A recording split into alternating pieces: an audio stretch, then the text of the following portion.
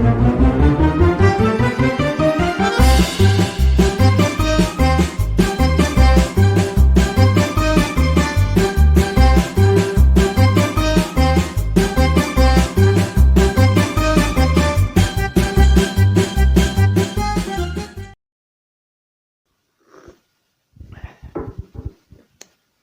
malam bersama Anok ya.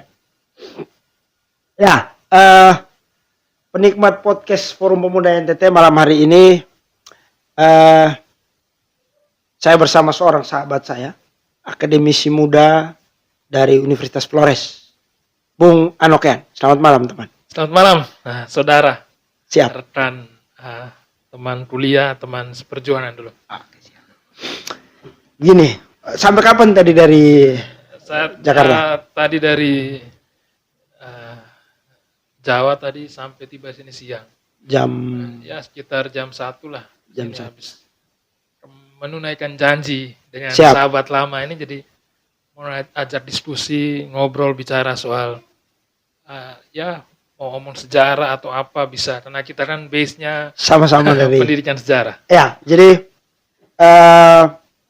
kita mau cerita sedikit nih Om Ano soal selain background kita berdua dulu kuliahnya di sejarah, tapi karena base-nya teman di ND sekarang sebagai seorang akademisi, kita belum lupa kan kemarin kunjungan Presiden Joko Widodo terakhir kan di Bejawa, tapi sebelumnya kan Hari Pancasila di ND. Kesan yang bisa teman ambil sedikit tentang kunjungan Jokowi di ND itu, yang kita lihat di media kan cukup rame, Ya. tapi kesan yang mendasar bagi masyarakat di sana bagaimana? Kalau saya sih mulai dari apa yang Bung Karno ngomong, jas merah. Oke. Jangan sekali melupakan sejarah. Jadi ketika Pak Jokowi hadir di ND itu kan menunjukkan bahwa jangan sekali melupakan sejarah. Sebagai kalau kesan saya sih sebenarnya kita warga NTT secara umum juga ND khususnya juga anak-anak muda mengambil menjadi momentum bahwa kita ND dan NTT itu mengambil part penting dalam sejarah bangsa ini. Itu harus menjadi kesan tersendiri untuk kita. Kita jangan melihat bahwa kunjungan presiden ini sebagai seremonial belaka bahwa dia harus kunjung karena Hari Pancasila, tetapi mengambil part bahwa kita bagian dari sejarah Indonesia, sejarah bangsa ini. Nah, enaknya kita bagian dari sejarah Ya. Perjalanan kemerdekaan Indonesia, ND khususnya. Nah, apakah menurut pengalaman teman di ND selama menjadi dosen sudah berapa tahun sebenarnya di Unfarom? Saya baru 9 tahun. Baru 9 tahun. Ya, harusnya kan kemarin di Undana dulu ya. Pak, kalau menurut saya itu baru 9 tahun karena proses belajar sebenarnya bukan ketika kita mengajar, tetapi proses bahwa kita menggali, bertemu, diskusi dengan banyak orang, banyak adik-adik mahasiswa, itu yang sebenarnya kita belajar dari orang itu lebih berguna daripada kita harus hanya mentransfer knowledge tapi value-nya tidak ada. Jadi menurut saya baru 9 tahun lah. Ya, baru 9 tahun di Ya. ND. Bagi saya waktu yang cukup matang untuk teman berdialektika di sana. Tapi apa kesan yang bisa didapat anak-anak muda sebenarnya ketika Jokowi datang mengunjungi tempat sejarah di sana?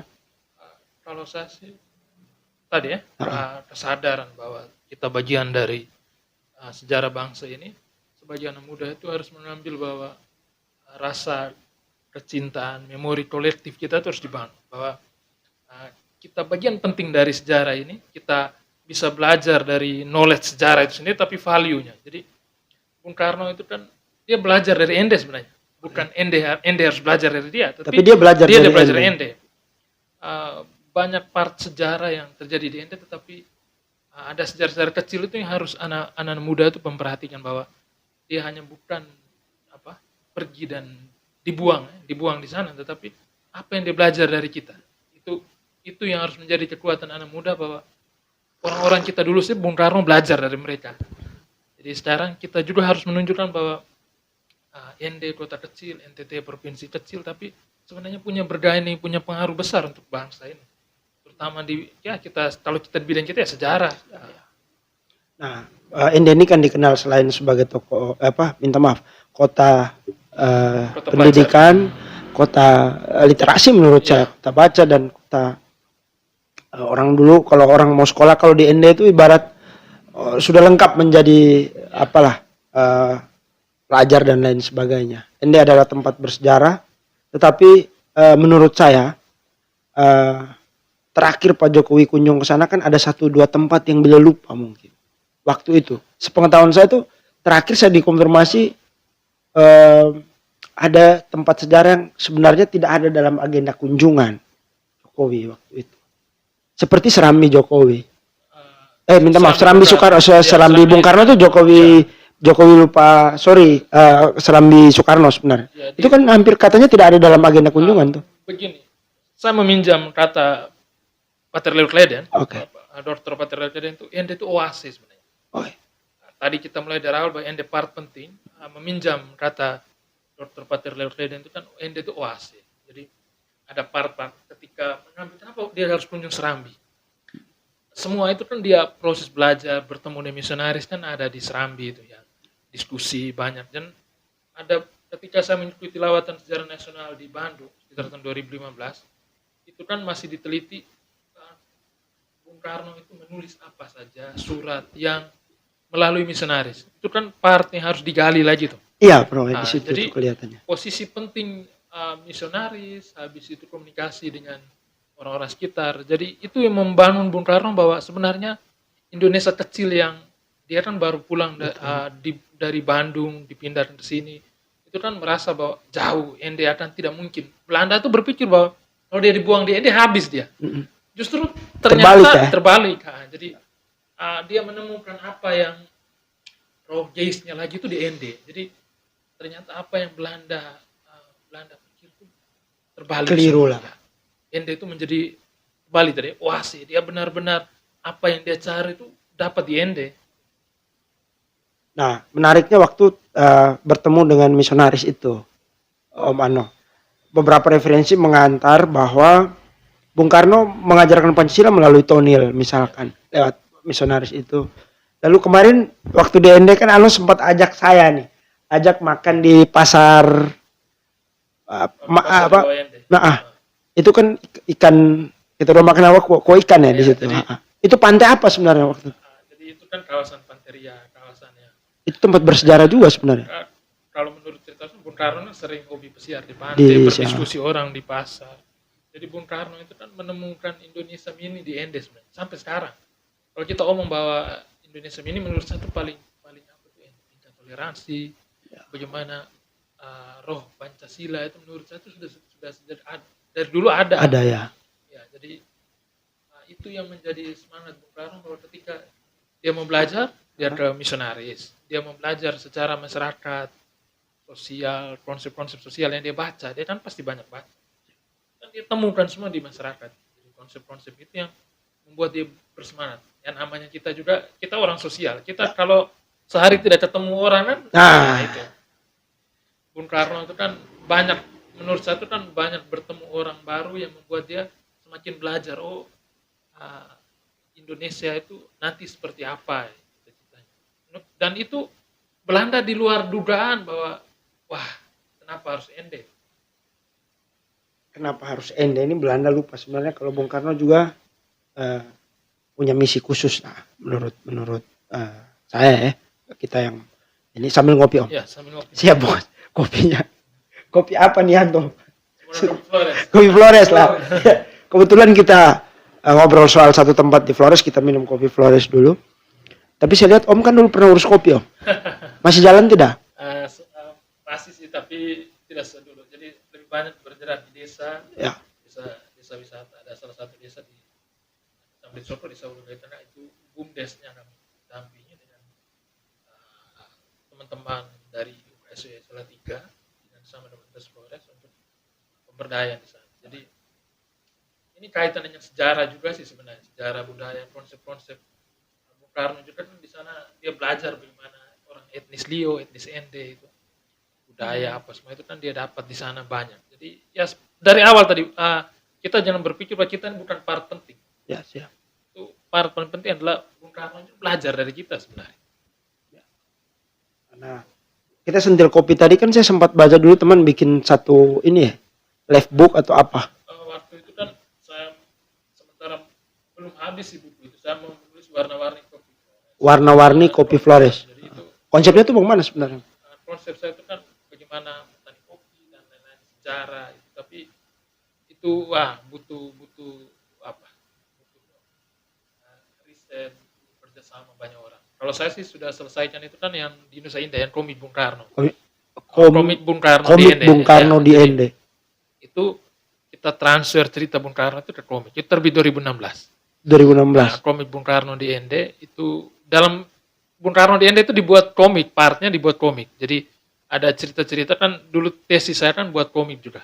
Saya mau sentil ke situ sebenarnya baru mau masuk. Jadi komik Bung Karno itu part kasarnya digambar, tapi nanti di studio komik ada di Solo, ada teman-teman 11 Maret yang bantu untuk membuat offer itu ke gambar yang lebih halus. Itu mereka ada studio komik. Saya tidak tahu apakah sekarang posisi sekarang itu di NTT sudah ada studio komik atau tidak. Biasanya ada tidak Mario? Komik. Senimannya banyak. Tapi studionya ya, karena itu makanya waktu itu kan istilahnya gini.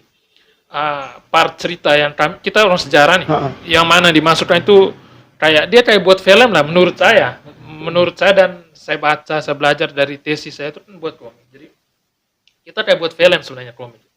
Komik itu kan cerita bergambar, toh. Jadi skenario ini saya transfer gambar kasarnya, nanti mereka yang ini, nanti dari situ offer. Nanti juga ada penilaian dari tim ahli. Ada 2 profesor itu, satu ahli media, teknologi pendidikan, satu ahli pendidikan sejarah. Di dalam komik itu ada dua. Kalau kita di pendidikan sejarah, jangan lihat hanya transfer knowledge saja, tapi transfer value-nya. Nah, itu yang menjadi part penting dalam komik. Teman, bicara soal komik nih Ano. Saya tahu Ano adalah salah satu teman saya yang menulis tesis. S2 kan tesis, Bro? Ya. Saya bukan S2. pasti ada jalan. Siap. Tapi saya dapat informasi Ano menulis metode pengajaran sejarah melalui komik ya? Ya. Istilahnya internalisasi nilai sejarah. Internalisasi nilai sejarah melalui pembelajaran media komik. Anda ini unik, Bro. Ya. Karena selalu mengantar sesuatu dengan komik. Apa alasan? Begini, kalau kita kuliah sejarah kan sekian tahun itu kan selalu ada alasan kan pembelajar sejarah itu mati. Orang tidak bergairah. Nih Mario sering ngomong. Katanya baca saja bisa, tapi kalau sekarang kita tidak kejar-kejaran dengan metode pembelajaran yang menangkap minat anak-anak untuk belajar sejarah ya. Siap. Kalau saya sih bukan belajar sejarah. Paling penting kita sebagai pegiat pendidikan sejarah, kita harus belajar dari sejarah. Pegiat pendidikan sejarah harus belajar dari sejarah. Belajar dari sejarah. Kalau belajar sejarah saja itu menurut saya tidak lengkap. Belajar dari sejarah. Jadi ada transfer knowledge dan transfer value. Media yang kita buatnya harus bisa tangkap anak-anak itu. Kalau mereka hari ini misalnya baca terus, anak-anak pasti jenuh merasa itu bahwa sudahlah. Tapi kalau dengan media yang menarik, disusun itu kan. Coba kalau semua sejarah itu dikomikan. Wah, itu keren sebenarnya. Jadi anak-anak akan mencintai sejarah. Meskipun pembelajar sering saya ada di juru PA Asosiasi Guru Sejarah Seluruh Indonesia. Itu sering guru sejarah itu hampir seluruh Indonesia mengeluh yang sama.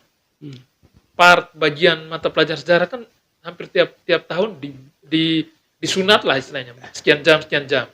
Tetapi kita hanya mengeluh, kita tidak pernah melihat bahwa ketika jam itu dibatasi, mungkin kita ada solusi bahwa bagaimana dengan jam yang semakin singkat, itu kita buat media-media yang lebih menarik. Contohnya komik.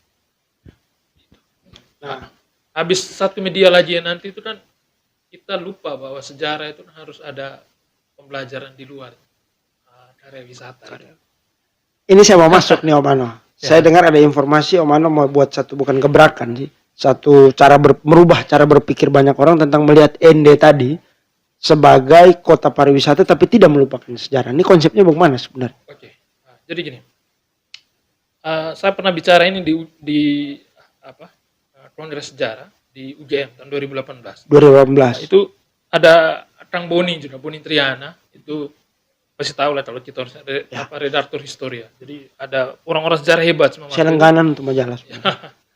Jadi bicara soal kalau saya di part yang pembelajaran sejarah itu menyenangkan.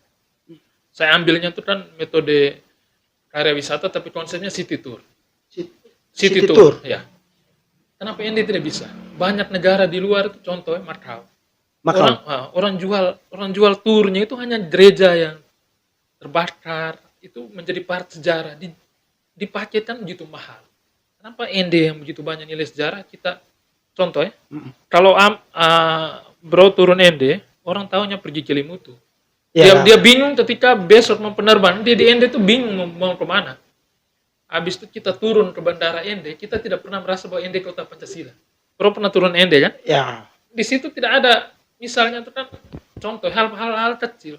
Coba bersama semua maskapai. Selamat datang di Bandara Haji Hasan Arubusman, kota Ende, kota Pancasila. Kota Pancasila, ya. Sebut begitu saja, itu orang jiwa nasionalisme orang Indonesia itu bergetar. Begitu turun lalu disambut dengan desain atau apa. Pernah saya diskusi dengan Ibu Dr. Iren, orang BPIP, beberapa sebelum hari Pancasila itu di Ende, di RRI Ende itu belajar diskusi soal itu. Saya bilang, Ibu, menurut saya kita jangan pikiran besar dulu. City Tour itu sederhana. Kita punya bis Pemda yang banyak.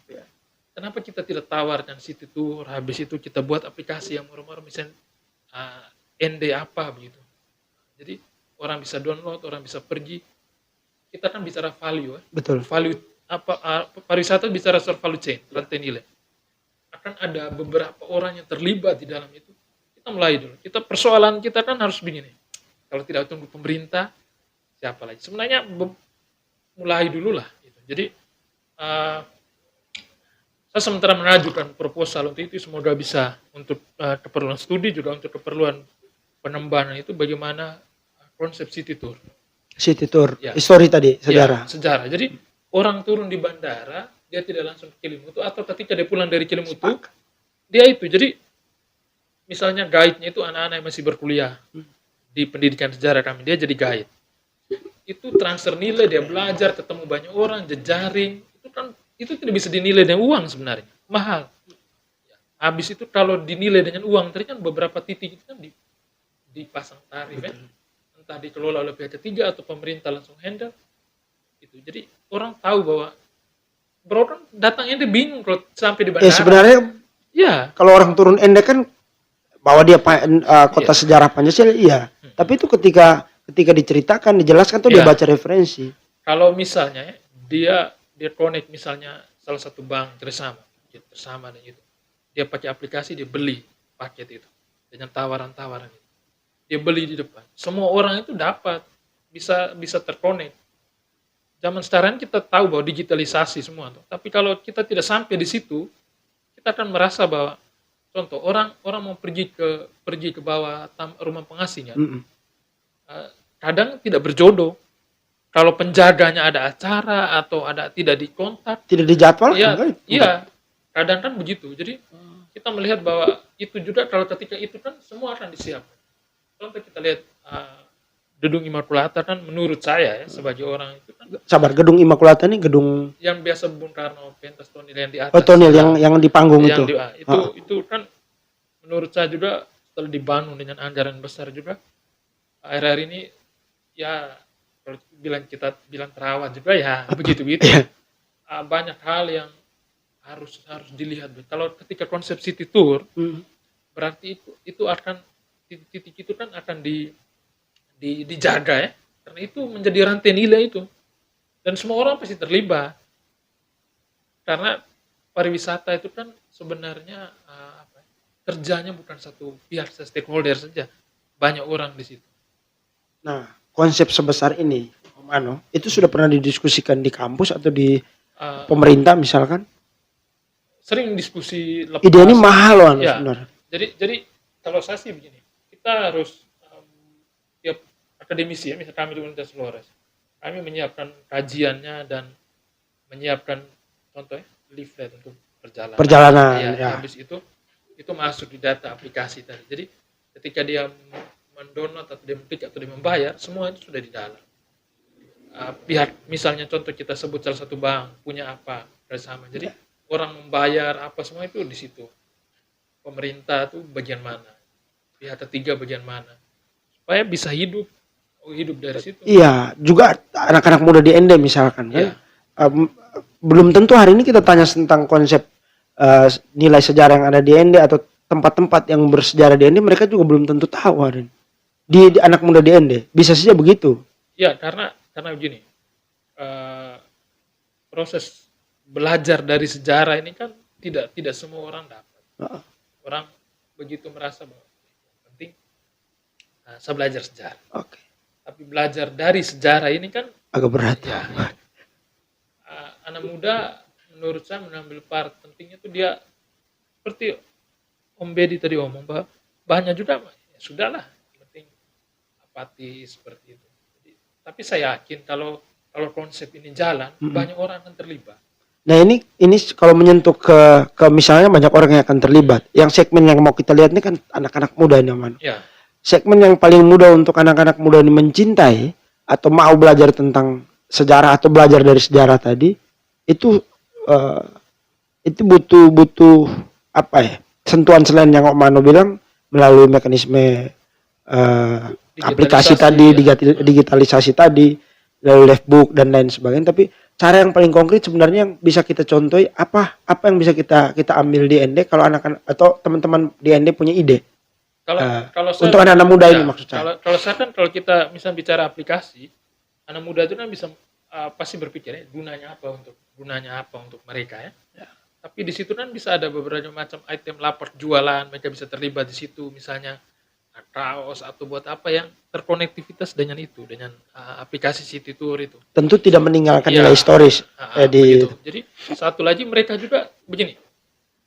Kita kalau belajar dari sejarah bukan guru sejarah saja atau dosen sejarah saja, tetapi semua orang itu bisa jadi sejarawan. Dengan sendirinya, kalau konsep ini saya lagi membayangkan sebenarnya. Kalau mengambil part itu dia belajar, dia banyak studi literatur, dia mempersiapkan diri, kenapa dia tidak bisa jadi guide?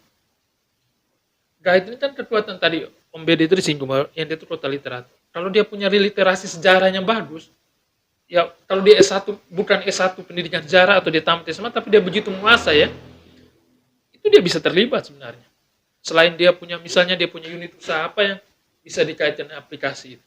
Yang penting persoalan ketika misalnya contohnya dia menyiapkan kaos atau apa yang bisa dipesan di situ. Kan di situ kan misalnya aplikasi contohnya dia misalnya si A pesan tiket full kunjungan semua destinasi. Bonusnya dapat satu kaos. Nah, kaos tadi mungkin anak muda tadi bisa menyiapkan. Jadi aplikasi itu sudah dia bayar satu paket langsung tinggal dipisahkan. Tadi kan sudah ambil kaos satu dapat. Hitungannya bisa begitu, siap. Itu jadi bicara sudah bisnis to bisnis sebenarnya. Karena kalau tidak berguna pasti dia akan berpikir buat apa guna. Anak muda sekarang kan orang ada mereka yang muda kan berpikir gunanya buat apa bagi saya. Ini kalau kita bicara tentang ND tidak hanya sebagai kota sejarah, tentu dia punya nilai historis, ya, tapi dia punya nilai budaya juga di situ. Misalkan hari ini kita bicara tentang desa yang Nando kepala desa itu desa apa? Datu Soko Barat. Misalkan Nando lagi run benar nih, saya lihat dia main di desa lomba desa wisata dan lain sebagainya contohnya. Konsep misalkan ND sebagai salah satu kota sejarah, bagaimana mengaitkan ini dengan desa? Saya lihat teman kan aktivitas banyak di desa, BUMDes dan lain sebagainya. Begini, Rom. Kalau saya tuh gini. Tadi kembali kita bicara bisa bisnis to bisnis. Oke.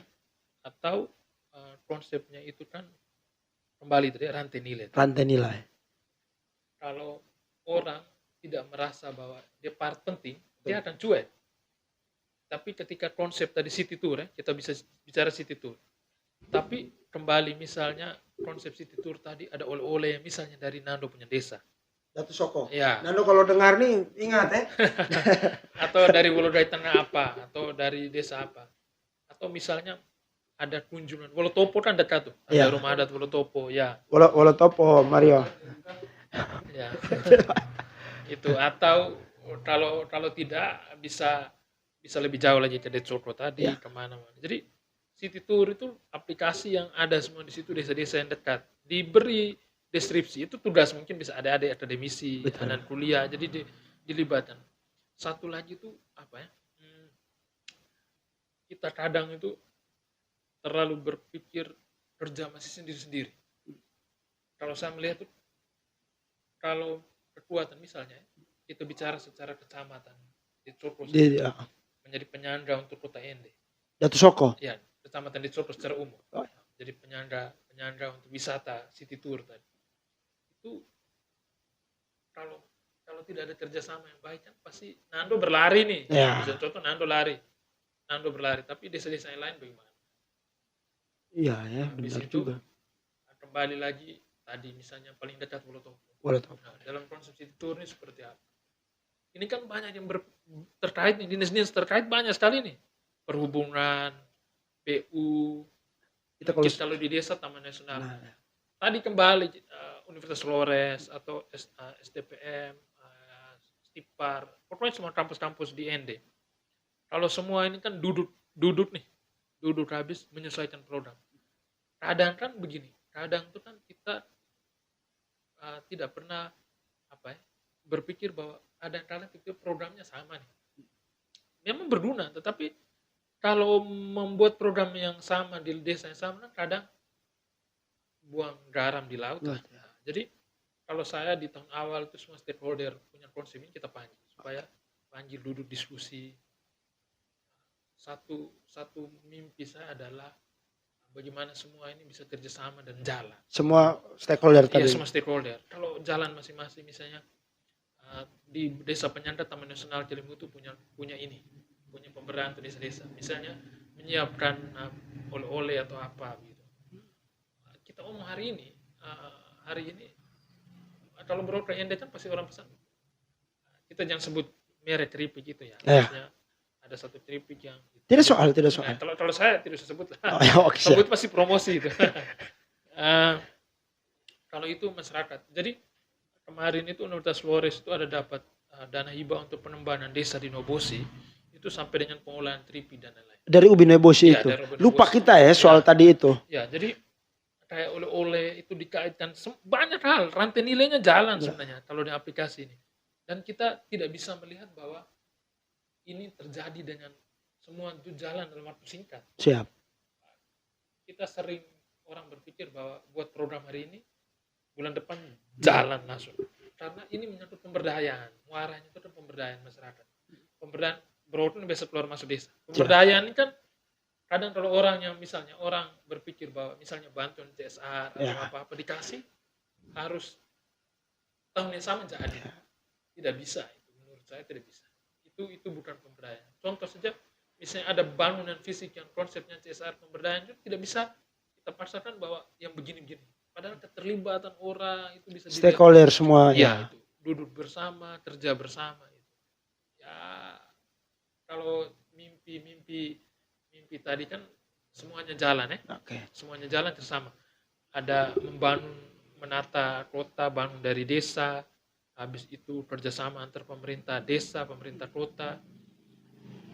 Paling bisa ajar omong semua orang kan pasti bapeda. Dapur nih. Bapeda harus bisa jeli bahwa programnya seperti apa. Jangan sampai ya hari Pancasila ini hanya nanti tahun depan momentual kan tapi sayang apa yang masyarakat dapat itu kan hampir tidak ada. Hampir ya palingan nyaris euforia. Ya, itu. Tapi kalau masyarakat bisa dapat nilai konsep yang itu mereka terlibat, nah, itu menjadi poin. Pariwisata itu kan harusnya berbasis masyarakat menurut saya. Itu akan kekuatannya itu kan lebih lama dan pasti membuat kebergunaannya itu kan banyak pihak. Tapi kalau kita bicara hari ini bahwa seremonial dan lain-lain itu takutnya itu kan rutinitas tiap tahun. Dan itu buang-buang anggaran. Menurut saya ya. Ya. Kalau hanya sekedar memperingati hari lahir Pancasila. Tapi kalau dana itu dikucur untuk buat konsep city tour, misalnya beli bis tingkat mungkin. Bis sekarang kan ada dari bis yang damri, bis wisata kan ada. Tapi kayak kalau kita lihat Solo, orang Solo atau orang ada di Solo itu ada bis berkuda, orang bisa nonton pesiar dari keraton pesiar itu duduk nonton di atas, ada rute kalau kayak gitu ya. dana seremonial tadi itu Ya. dibangun, orang turun di bandara itu orang sudah tahu, oh ini apa kota Pancasila. Pancasila, ya. Ada bro duduk di bandara ND saja bro, ada pernah lihat ada orang, ada kafe nuansa orang Flores? Tidak ada. Susah. Ya, kita hanya bicara bahwa ND itu salah satu kabupaten kopi, tapi banyak hal yang orang masih berjuang untuk urus kopi itu sendiri. Jangan sampai izinnya juga dipersulit. Saya tidak tahu soal izin atau apa, tapi kalau hari ini kita duduk stakeholder semua, mesti tanya Angelo sebenarnya. kadang juga banyak LSM bergerak, tapi itu kadang program itu kan bertabrakan satu. Jadi dari universitas buat program ini, tiba-tiba ada yang begini, masyarakat kadang juga jadi bingung. Jadi saya melihat evaluasi program duduk bersama itu di awal tahun itu perlu. Kalau musrembang dari desa, Musrembang Des ya. itu semuanya harus semua stakeholder yang mau terlibat terus duduk supaya program itu dari desa ya, ya konsep ini Oman. Oh ya. Ide sebesar ini kok tidak takut orang ambil? Kalau saya sih tidak pernah takut ya. Ide itu saya percaya seperti rezeki ya. Kita ilmu itu ya. semakin kita ilmu informasi kita berbagi itu maksudnya kita lebih bertambah. Lebih bertambah ya. Mahalnya di situ. Jadi tidak fine takut. aja. Ya, fine saja lah. Siap. Nah, banyak nih sekarang kan juga tempat-tempat wisata di ND. Saya terakhir ya, bukan ini cuman saya terakhir kan ada dengar ada beberapa teman-teman yang bangun konsep wisatanya yang lebih tradisional. Angelo kemarin misalkan salah satu yang di Nangaba kan dia bangun Barbara untuk menjawab konsep kebutuhan penginapan dengan metode tradisional, misalkan dia menjelaskan itu di filosofi bambu dan lain sebagainya. Nilai-nilai seperti ini yang juga penting digali kembali untuk generasi muda. Nah, yang terakhir nih mungkin apa pesan Om Ano, baik itu bukan pesan sih, kalau ke pemerintah mungkin harapan, ke generasi muda mungkin pesan dan kesan. Apa yang harus kita buat setelah kepergian Jokowi berpindah kaki dari ND ke Jakarta? Kalau saya begini, kita mulai dulu. Ya. Satu dua orang mulai duduk diskusi, kita bangun ide-ide. Misalnya tadi ya, konsep city tour, kita persiapkan guide. Ya. Guide tidak mesti harus dia sarjana pendidikan sejarah. Tidak harus ya? Iya, dia banyak baca, banyak cari tahu, banyak buka arsip dan lain-lain, dia bisa. Dia mungkin lebih pintar dari orang yang sejarah. Bisa menulis soal sejarah, dan ada part-part cerita sejarah kecil Bung Karno Dede yang bisa dihidupkan. Kadang kan orang lupa bahwa ada cerita yang sejarah kecil, misalnya contohnya ada yang Bung Karno tempat mandinya di ABC. Itu sudah ada yang tulis lengkap belum bro? Kalau menurut saya begini, penelitian secara lengkap itu hampir belum ada. Jadi penelitian sejarah ini kan ya bro tahu lah. Ya. Penelitian sejarah ini kan butuh waktu, butuh dana, butuh kemana-mana yang kedua itu pembuktiannya itu kan butuh banyak hal. Supaya sejarah itu kan kalau kita tidak butuh bukti yang kuat kan sifatnya lebih subjektif. Jangan sampai ada bagian atau ada part yang orang manfaatkan bahwa Bung Karno pernah kesini. Klaim. Ya, klaim itu. Jadi perlu riset yang kuat, perlu keterlibatan banyak orang supaya yang sebenarnya itu begini. Berarti yang pertama perlu keterlibatan banyak orang, ya, duduk bersama, risetnya jalan. Siap. Kepada anak-anak muda nih. Kalau tadi anak muda, tadi kita mulai dulu. Di saat ini kita tidak bisa harus selalu bahwa pemerintah salah, ya, si A salah, si B salah. Kita mulai mungkin kalau sudah misalnya kami di Universitas Flores sudah membuka pusat studi Pancasila atau ya itu dari tahun sekian kami sudah gagas. Kemarin Pak Rektor ada wawancara di RRI itu buat pernyataan bahwa akan dibuka pusat studi itu. Jadi kayak ruang-ruang terbuka itu harus didiskusikan. Ya. Kan sejarah ini minat khusus sebenarnya. Ya, siap. Sejarah itu milik semua orang, tapi orang yang minat itu khusus. Komunitas-komunitas sejarah itu harus dibangun. Selain MJMP musyawarah guru mata pelajaran. Siap. Tetapi orang-orang yang minat sejarah yang bukan basic ilmu sejarah atau penelitian sejarah kan harus dilibat. Anak-anak muda bisa sebenarnya. Ada ruang bahwa mereka datang diskusi, buat satu konsep bahwa ini misalnya kita sebulan sekali ya, mungkin ngopi ngobrol soal ini konsep-konsep bisa sebenarnya.